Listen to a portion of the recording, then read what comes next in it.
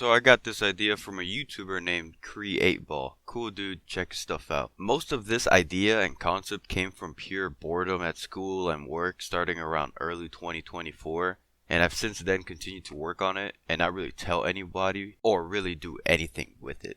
This video will mostly focus on the timeline and some events. This is just setting the stage for future stories, so I hope y'all enjoy some random yapping about a fictional world that lives in my head. So let's get right into it. Dogs of War is set in an alternate timeline where the use of mercenaries and private military contractors is used more frequently and are highly commercialized to the point where it's much more favorable to hire expendable and deniable manpower as opposed to using traditional forces.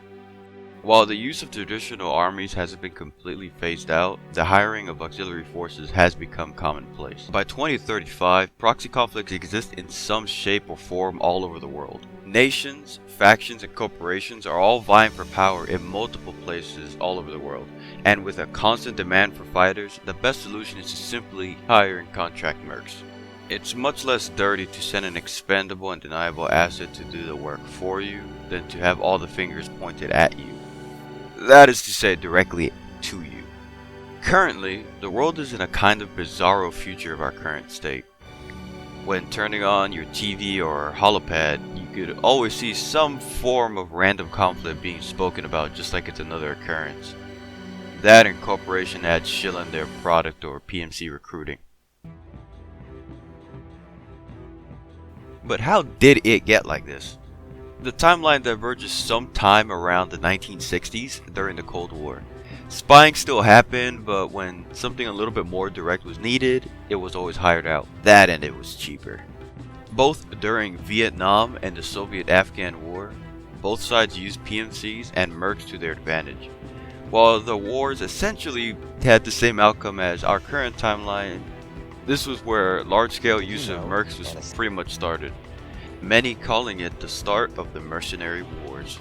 As the Cold War continued, multiple nations hired mercs to fuel their interests and ideals. And because of this, multiple PMCs and groups were making a literal killing. From then onwards, they were just normalized. The War on Terror, invasion of Iraq, Yugoslav wars, etc. and etc. It just continued to boost the war economy. With such a focus on conflicts, many corporations and PMC groups rose to capitalize on the new cash flow. There was a rapid focus on research and development into new weapon platforms, gear, tactics, and innovations to further conflicts.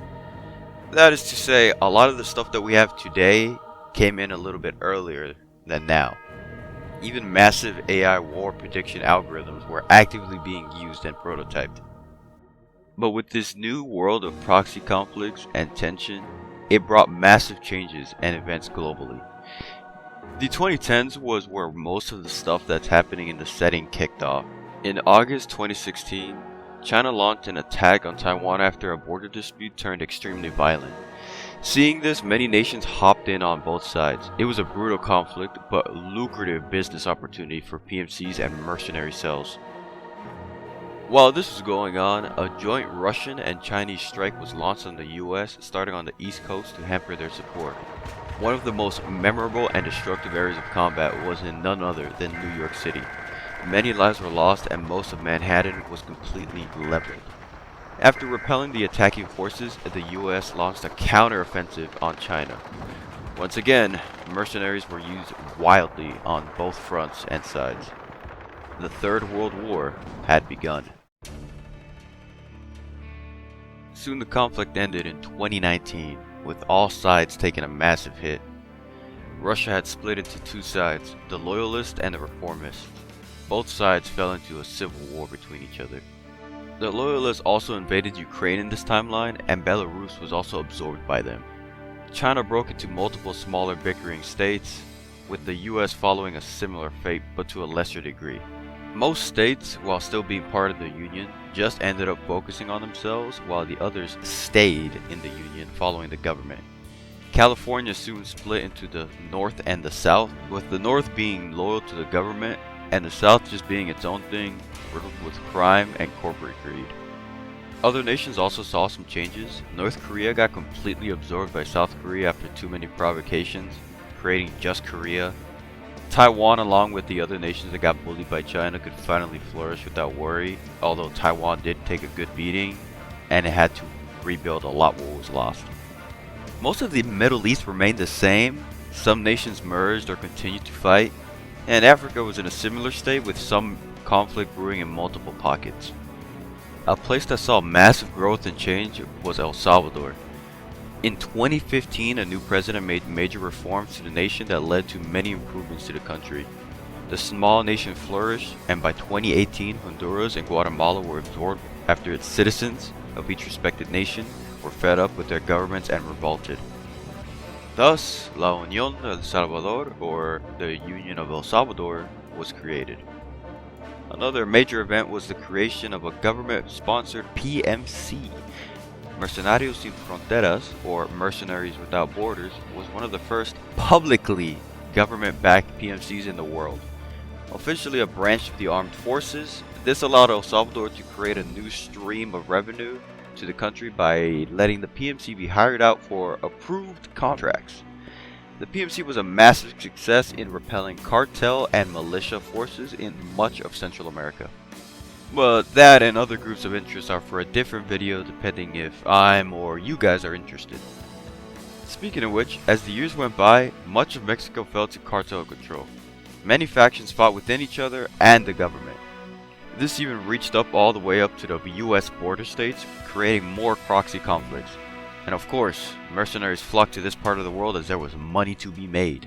Much of this continued into the 2020s, and eventually to the year 2035.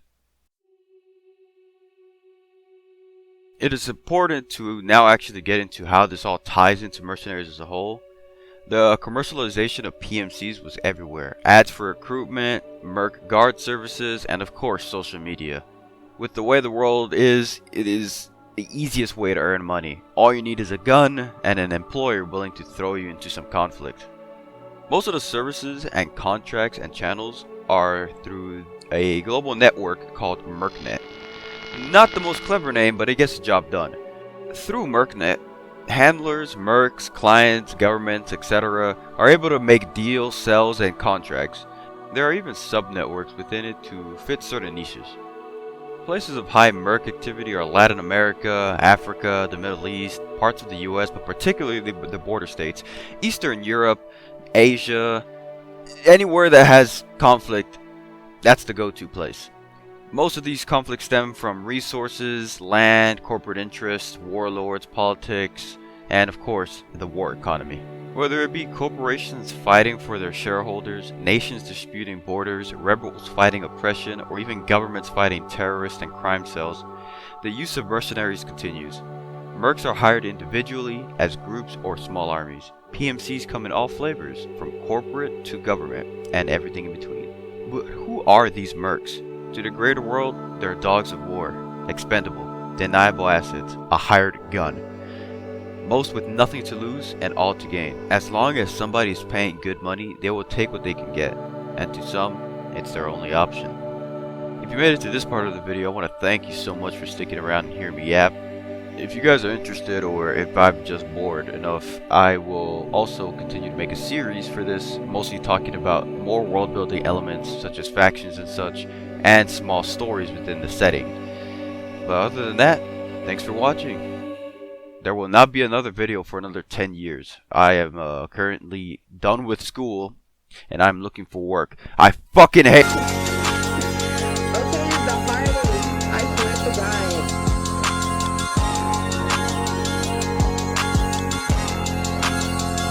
You eat babies. You have to survive. Everyone knows that.